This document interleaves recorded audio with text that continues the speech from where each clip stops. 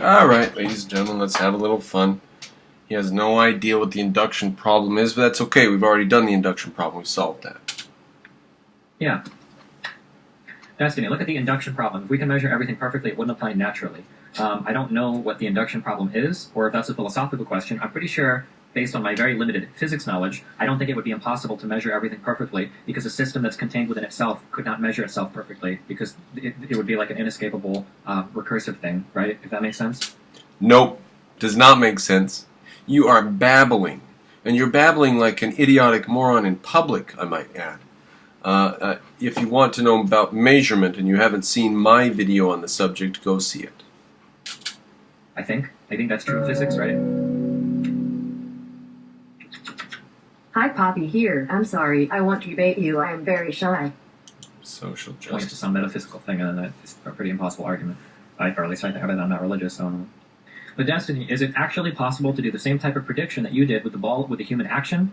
How is it possible to know what past experiences will cause specific outcomes? Is that something that is actually measurable? So, Now, he doesn't need to actually show that it's predictable for his theory, for him to believe in his theory, right?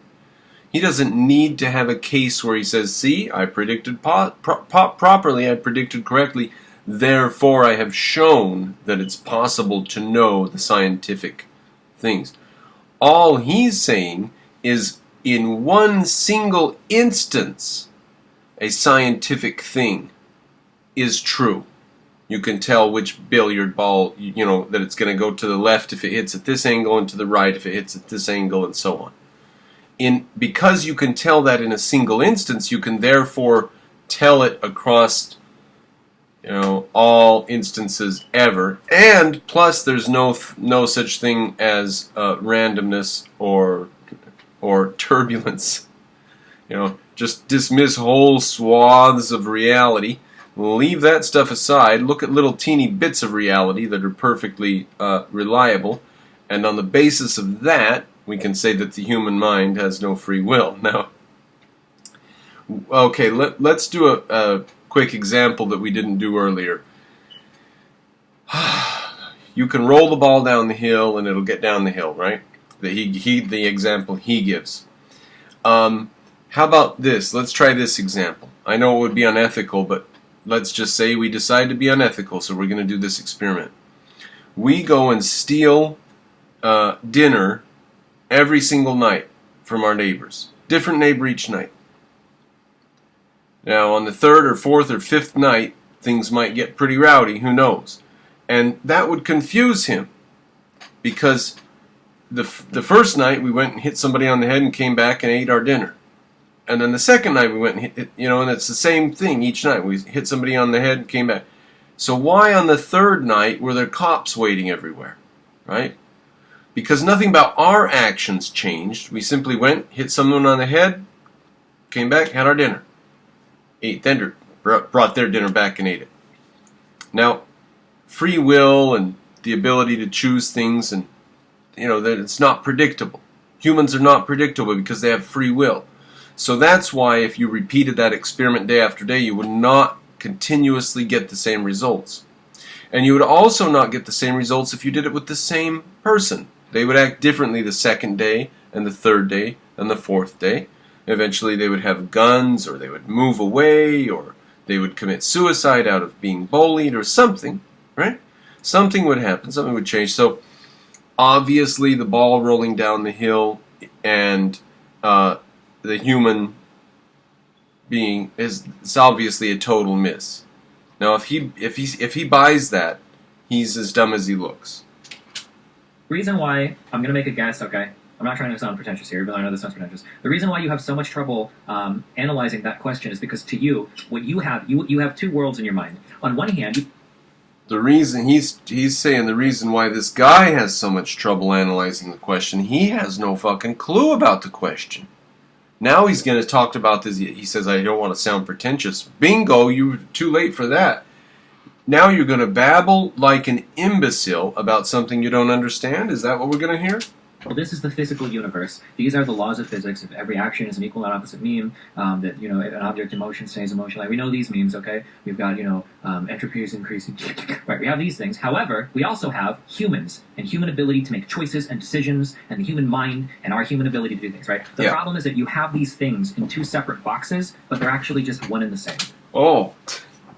See? There we go. There's the heart of the problem. I just showed a second ago. I said humans are in a different box because they have a thing called free will. We can tell they have free will because you can't repeat the same experiment. They'll change their behavior depending on their values and stuff. So we can tell that they have free will. So we have to have a different box that we put things in called free will. We've got physical interactions, physical laws, Newtonian laws of physics, and we've got things that act by free will. They get to choose their own actions. Did you hear what he said? He said, listen, the reason you're confused, the reason you can't think about this question properly is because you have things separated into two boxes, free will and physical laws. And they're not, they're the same box, he says. Well, there's the heart of his confusion about free will. And he needs to realize, you know what he needs to do? You know what he needs to do? He needs to take a club and he needs to go steal his dinner every night from a different neighbor, or the same neighbor, whichever, or he should try different variations of the test and see if their behavior changes or if it's physical laws that are actually doing it. And I wonder what he would find.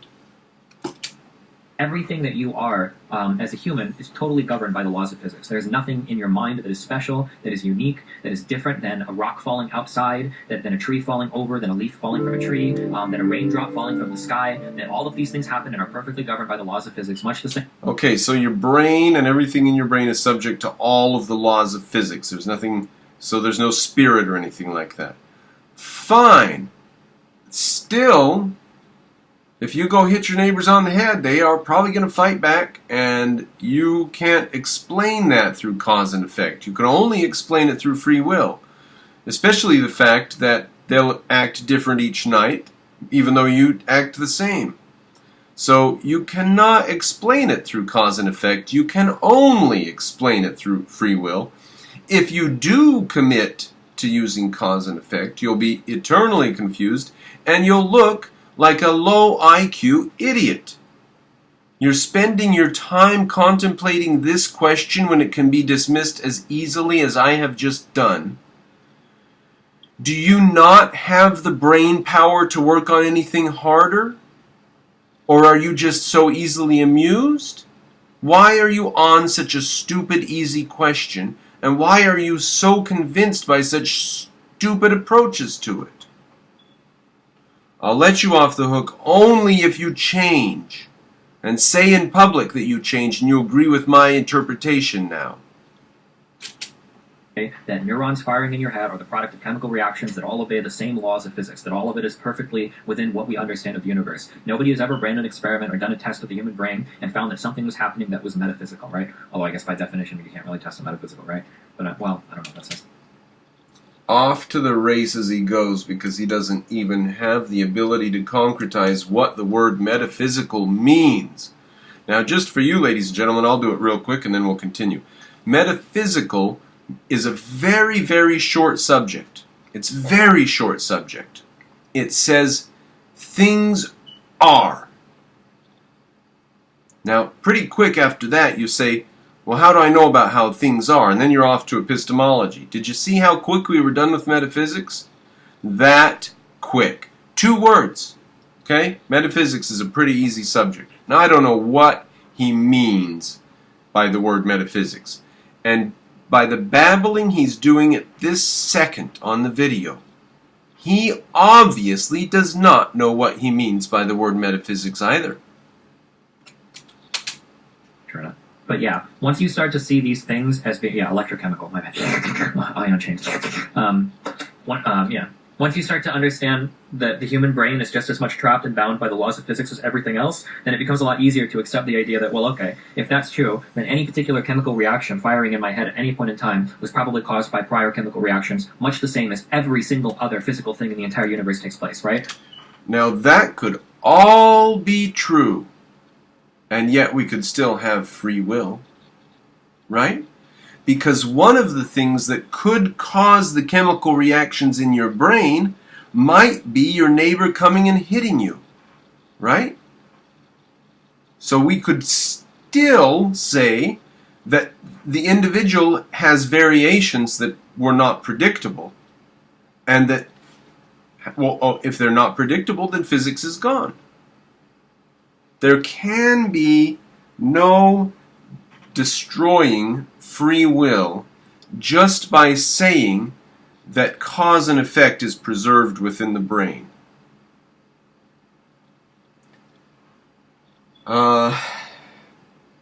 There's a way that I want to make this clearer, and I'm working on it here. We'll see if we can get around to it. Maybe I've said nothing in the physical universe just happens, right? Nothing will ever just start moving, or right? Energy can't be created or destroyed. It only, Nothing ever just happened. Thank you. He actually gave me a pretty good segue into a pretty good way to address the last bit of what we could possibly say about free will. What other confusions could be left about free will after we say that there are events that can just happen? Did you hear what he said? There are no events that just happen.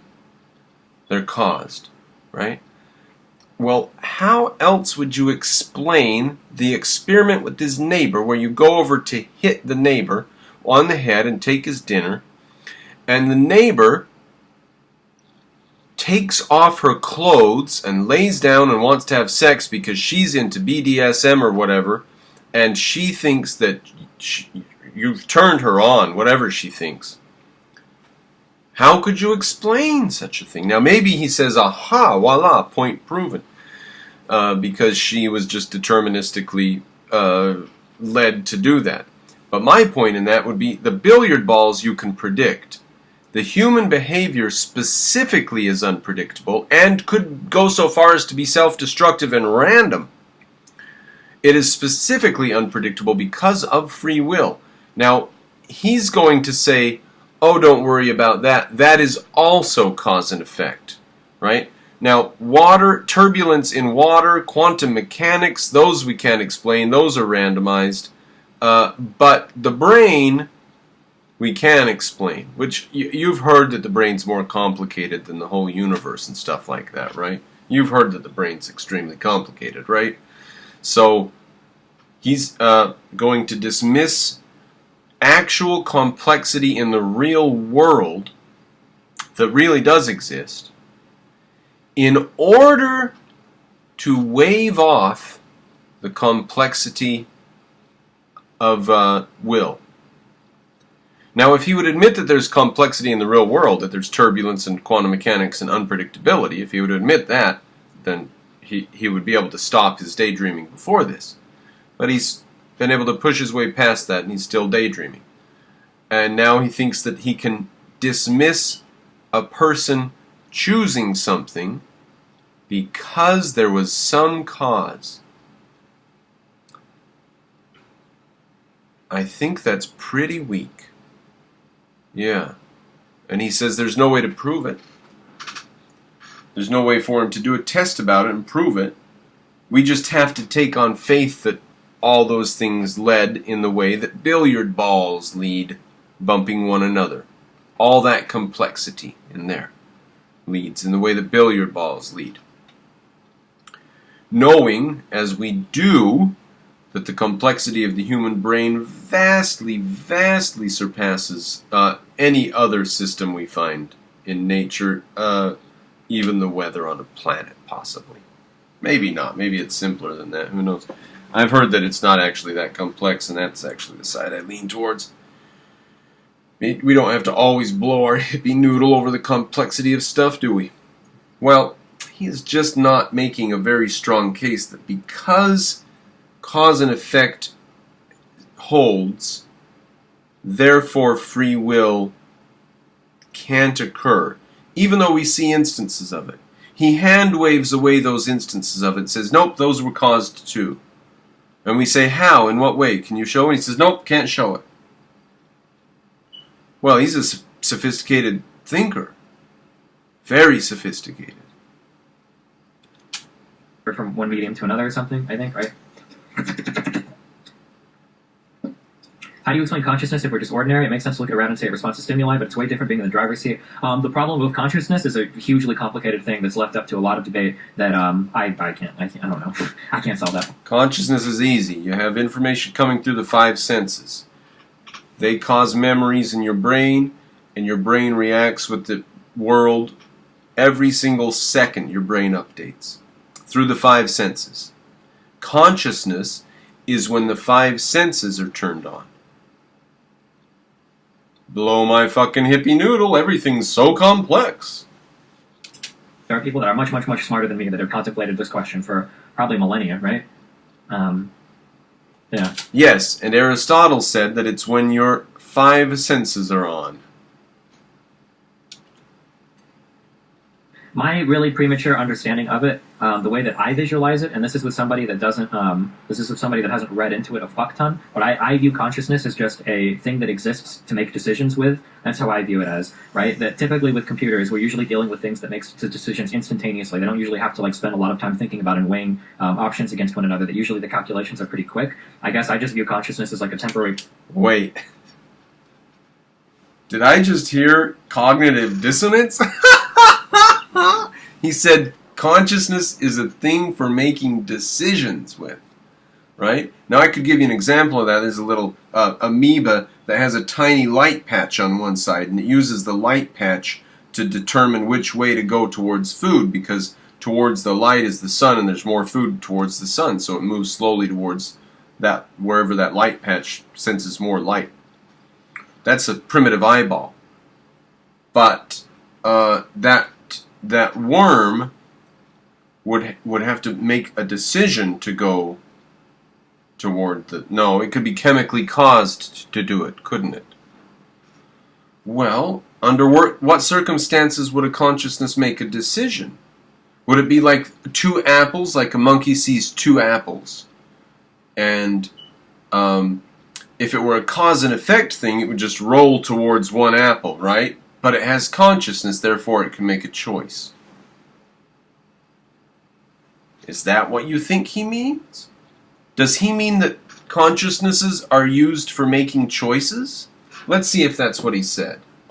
Did I fucking miss that? Are consciousnesses used for making choices? Exists to make decisions with. That's how I view it as, right? That's what I thought he said. Let's go back a little more and hear him one more time. Of it, the way that I visualize it, and this is with somebody that doesn't, this is with somebody that hasn't read into it a fuck ton, but It's just his opinion. This is just how he visualizes it. Are you ready? Here's how he thinks of consciousness. I view consciousness as just a thing that exists to make decisions with. Now wait, how would you make decisions if everything's determined? I think we've found another jar of mayonnaise. This guy's at least as stupid as mayonnaise. To declare that there are no choices, and then to define consciousness as a way to make choices. Just minutes apart. Oh boy. Alright, I'm 9 minutes into this video. Alright, I'm going to go a little further. I was about to stop. Do you see how high my blood pressure gets, ladies and gentlemen? Now, I know not everybody's rich, but I'm not rich either, so send me some money for this shit that I do. If you haven't put any money in yet, then we're waiting for you to put money in, because we've got to get this up to hundreds of dollars a month. And if you know anybody that wants me to do this shit, do you remember Darwin had a bulldog? Darwin's bulldog, they call him. And he would go around attacking on behalf of Darwin. Yeah? Rand's pit bull. Or Rottweiler, huh? Something like that? Okay? Patronize me. I can tear these idiots apart. Okay. I'll go a little longer. I was gonna give up because he's so stupid to make that big of a contradiction back to back. But I'll go a little longer. That's how I view it as, right? That typically with computers, we're usually dealing with things that make decisions instantaneously. They don't usually have to like spend a lot of time thinking about and weighing options against one another. That usually the calculations are pretty quick. I guess I just view consciousness as like a temporary placeholder. It's something that exists to weigh choices between A and B. Is more or less the experience that you have, right? That the reason why you are a conscious being is because you're processing a fuck ton of stimuli is the plural. You're processing a fuck ton of stimuli at any point in time, and then you have to make a decision about what you want to do in response to all of that stimuli. And that decision-making process, I'm getting this information, and this information, what should I do? That process is what consciousness is. That's what I believe personally, but that's a 100% subjective personal bullshit opinion. I don't know if that's true or not. And there might be... So he thinks all that machinery of consciousness happens, and then the final decision is causal and not decided. That's what he would have to say in order to be consistent with believing that there are no decisions possible and everything is caused. He would have to say everything he just said and then say that final decision that the consciousness makes was also caused. In other words, everything in it from beginning to end is caused. But a consciousness is a way to make decisions. That's very strange. Now, he could end up saying, in a confused state of mind, that a consciousness is a way to randomize the decisions of what, instead of the billiard ball going one particular way, consciousness introduces possibilities that it could go several different ways. And a consciousness is just a filter built into the universe to randomize events. He could say that. But he would be on very hard grounds there. He would be on very soft grounds. He would be floating. He wouldn't have very good grounds there. Because the consciousness has to survive. So its decisions can't be randomized. So a consciousness can't be a randomizer for action in the universe or for physical law. It can't be a randomizer introducer because the entities don't act in a random way. They act in a way such as to preserve themselves. And not perfectly either. It's in such a way that it's as though they're fallible. It's as though sometimes they don't have perfect information. And sometimes they perish prematurely because of that. So it's almost as though they could choose things, and sometimes they don't choose correctly. It's almost as though they had free will. And he says consciousnesses are for making decisions, and there is no free will. I don't know. Pretty shallow. That's why that's a really stupid way of looking at things. So I don't actually know. I'm not sure. So I think that this illustrates a naive understanding of the brain. And I understand that's a really mean thing to say, but let me talk about it. What is the point of this? Who actually believes they pull the decisions out of the ether? Every decision is based on previous experience. Why would we have to pull our decision out of the ether in order to have free will? Why can't I have free will while having all of my past experiences? Why does that blow his hippie noodle so bad?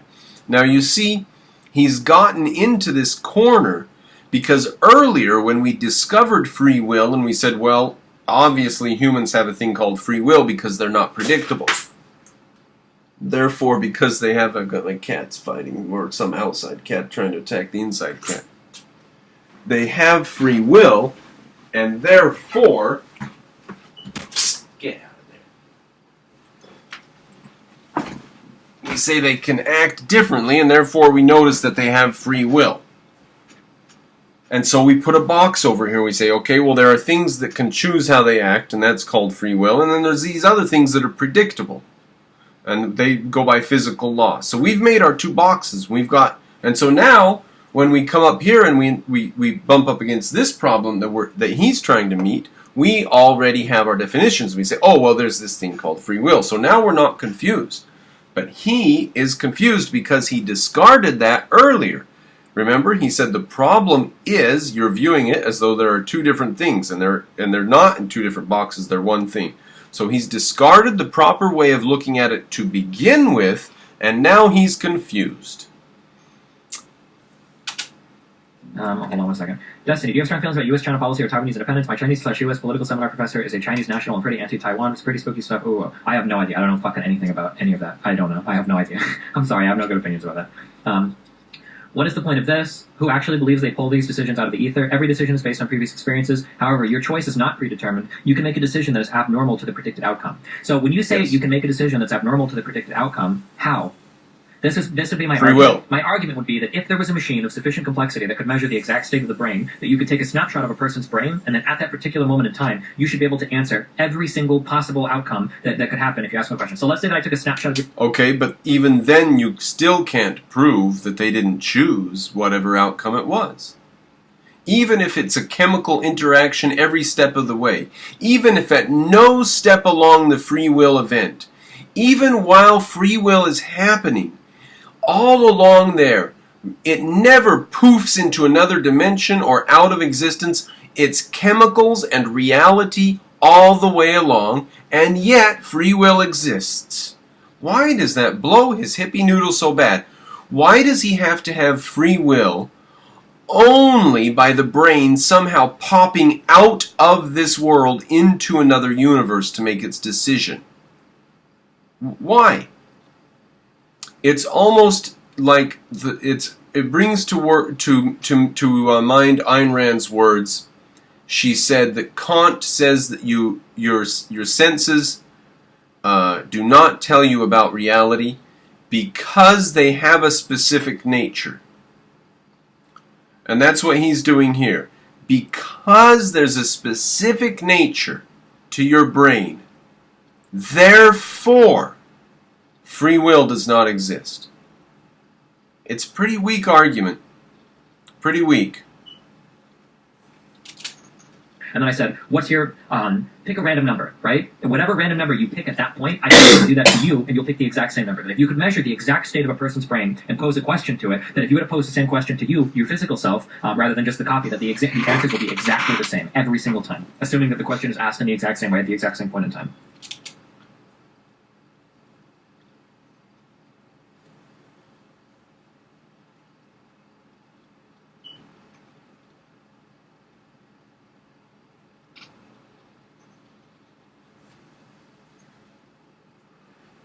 Let me see about that. Let me see if I can come up with anything for that. Person's brain, and then at that particular moment in time, you should be able to answer every single possible outcome that could happen if you ask them a question. So let's say that I took a snapshot of your brain, and then I said, what's your, pick a random number, right? And whatever random number you pick at that point, I should be able to do that to you, and you'll pick the exact same number. That if you could measure the exact state of a person's brain and pose a question to it, that if you were to pose the same question to you, your physical self, rather than just the copy, that the answers will be exactly the same every single time, assuming that the question is asked in the exact same way at the exact same point in time. Do you have any evidence of... All right. So his hypothesis is that if we could use a time machine, measure every single atom in your brain, and ask you to generate a random number, and then take the time machine back and ask you again, and again, and again, and again, his hypothesis is that you would always generate the same random number every time. You would not be able to break out of randomness. The number you chose would be caused. Now, I would give him this much because it's a really, really bad, really strenuous, weak case up to here. So I would give him this. If he builds the time machine and tests it, and a person cannot choose anything different time after time. I mean, this is all just a fantasy world.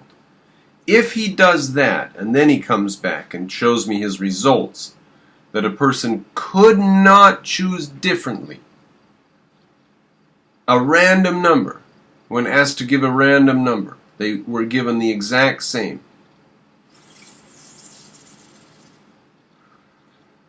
Then and only then would I entertain. But it's a pretty weak case. Because your mind has a nature, because the chemicals in your brain are undergoing chemical reactions, therefore there's no free will. I think we can prove that there's free will just by going and hitting your neighbor on the head and seeing what he's going to do, and the fact that you can't predict it. Yeah, I think so.